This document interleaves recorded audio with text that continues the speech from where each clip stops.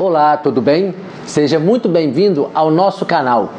Hoje iremos tratar do tema imunidade do ITBI e da discussão jurídica que existe sobre o alcance dessa imunidade tributária para as holdings imobiliárias, conforme descrito no artigo 156, parágrafo 2, inciso 1 da Constituição Federal de 1988, referente à integralização dos bens imóveis em pessoas jurídicas como realização de capital social.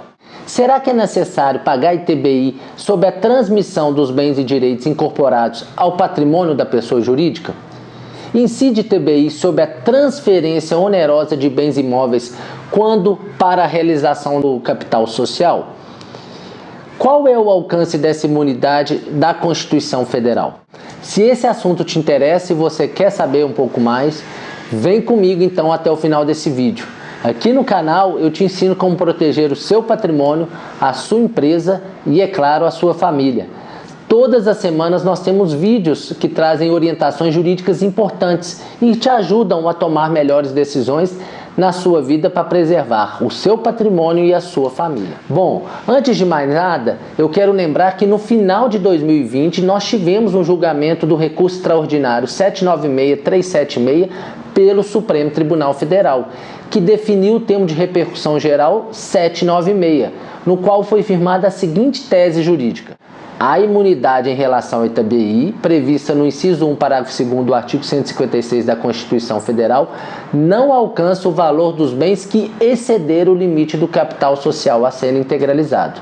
Foi a partir desse julgamento que os contribuintes passaram a ter, então, 3 discussões de ordem prática junto às prefeituras municipais de todo o país, que por sua vez passaram a interpretar a tese jurídica firmada pelo STF de maneira totalmente distorcida e favorável ao poder público, com impactos prejudiciais diretos a diversos contribuintes que passaram a ter então a concessão da imunidade negada com base no próprio artigo 156, parágrafo 2º, inciso 1 da Constituição Federal de 88. O primeiro aspecto dessa discussão diz respeito ao tipo de operação societária realizada pelo contribuinte. Se essa operação foi realizada por meio de integralização, fusão, incorporação, cisão ou extinção da pessoa jurídica. O segundo aspecto se refere à existência ou não de atividade preponderante imobiliária do adquirente, ou seja, se o adquirente tem receita operacional superior a 50% do seu faturamento proveniente da atividade imobiliária nos últimos 2 anos, se a empresa já existia, ou dos últimos 3 anos, se a empresa é nova, nos termos do artigo 37 e 38 do Código Tributário Nacional. E por último, a terceira discussão e o aspecto jurídico que é analisado se refere ao alcance dessa imunidade sobre o valor do bem transmitido. Isto é, se a imunidade seria sobre todo o valor da operação do bem transmitido, geralmente o valor do bem constante na declaração de imposto de renda da pessoa física ou do balanço patrimonial da pessoa jurídica, ou se essa imunidade seria somente parcial, até o valor desse bem declarado, integralizado, podendo a Prefeitura Municipal cobrar então um ITBI complementar incidente sobre a diferença do bem declarado e o valor avaliado como um valor venal de mercado desse bem por parte da Prefeitura. Como essa questão então se tornou complexa, eu vou me ater a esclarecer aqui a imunidade que atinge as holdings imobiliárias na integralização de capital social, ou seja, só sobre essa operação. Inclusive, eu tenho outros vídeos a respeito aqui no canal que vale a pena depois você assistir, aonde desde 2020 eu afirmo o que eu vou dizer agora novamente sobre a imunidade. Ou seja, a imunidade tributária constitucional voltada para as holdings familiares e imobiliárias na realização de capital social é incondicionada, diante da primeira parte do inciso 1 do parágrafo 2º do artigo 156 da Constituição Federal. Vou explicar melhor de maneira mais detalhada. O contribuinte que deseja realizar a transferência de bens imóveis ou direitos para a pessoa jurídica não deve sofrer a hipótese de pagamento de ITBI para a formação ou aumento desse capital social. Essa operação estará totalmente imune ao pagamento do ITBI até o valor do capital social subscrito e integralizado pelos sócios com os bens imóveis transferidos à pessoa jurídica. Assim, não é necessário pagar ITBI sobre o valor desses bens em favor das prefeituras municipais, nem mesmo sobre eventual diferença entre o valor integralizado e o valor venal de mercado, salvo, é claro, se o contribuinte tiver utilizado esse valor do bem para efetuar alguma reserva de capital em seu balanço patrimonial, que ultrapasse o valor do capital integralizado, que é destinado ao patrimônio líquido. Nesse sentido, podemos dizer que, por uma questão de política tributária do Estado brasileiro, a operação de integralização de capital tem um direito constitucional à concessão da imunidade incondicionada por parte do poder público.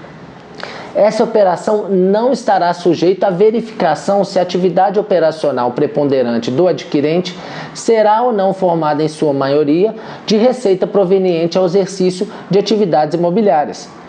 Portanto, nesta operação, o artigo 37 e 38 do CTN não devem ser aplicados para esse tipo específico de realização de integralização de capital social, qual seja a transferência para aumento ou realização de capital social de pessoas jurídicas, devendo ser observados somente os artigos 37 e 38 no caso de fusão, incorporação ou extinção da pessoa jurídica.